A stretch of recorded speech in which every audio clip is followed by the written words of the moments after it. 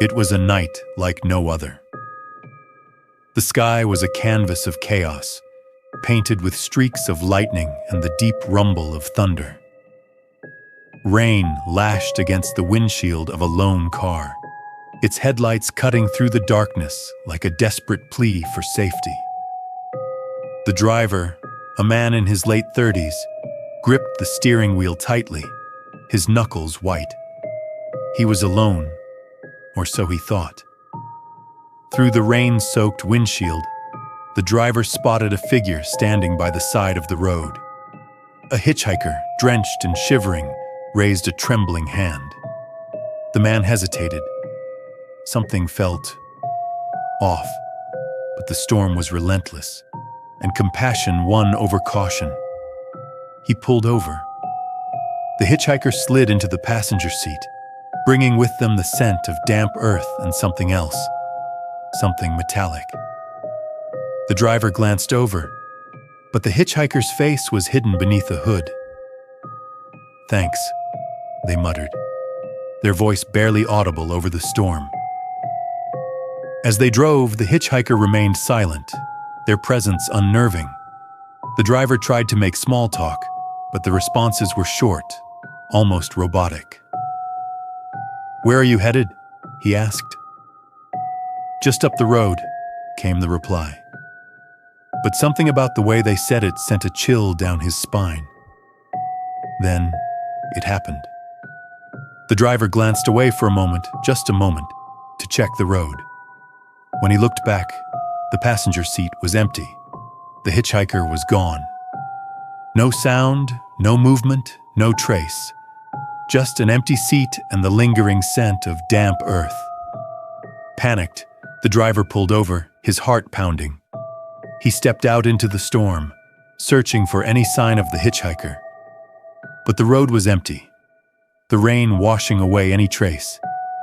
It was as if they had never existed.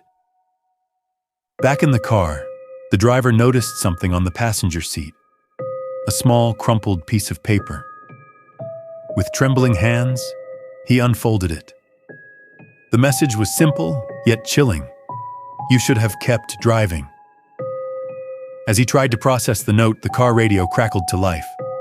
Static filled the air, followed by a faint, distorted voice. "Turn back! Turn back!" it whispered. The driver's blood ran cold. Glancing in the rearview mirror, the driver saw something. A shadowy figure sitting in the back seat. He whipped around, but the seat was empty. Yet, the feeling of being watched lingered, desperate for answers. The driver spotted an old, abandoned house by the roadside. Against his better judgment, he approached it, the storm raging around him. The door creaked open, as if inviting him inside. The air was thick with the scent of decay. The walls seemed to whisper, their voices overlapping in a cacophony of warnings. "Leave! Leave!" they hissed, but it was too late. In the dim light, the driver saw a figure standing at the end of the hallway. It was the hitchhiker, their hood now down. But what he saw was not human, a hollow, lifeless face with eyes that seemed to pierce his soul. The driver turned and ran, the hitchhiker's laughter echoing through the house. He stumbled through the storm, back to his car, but the figure was always just behind him, always just out of sight. As he reached the car, the radio blared once more. "You can't escape," the voice said.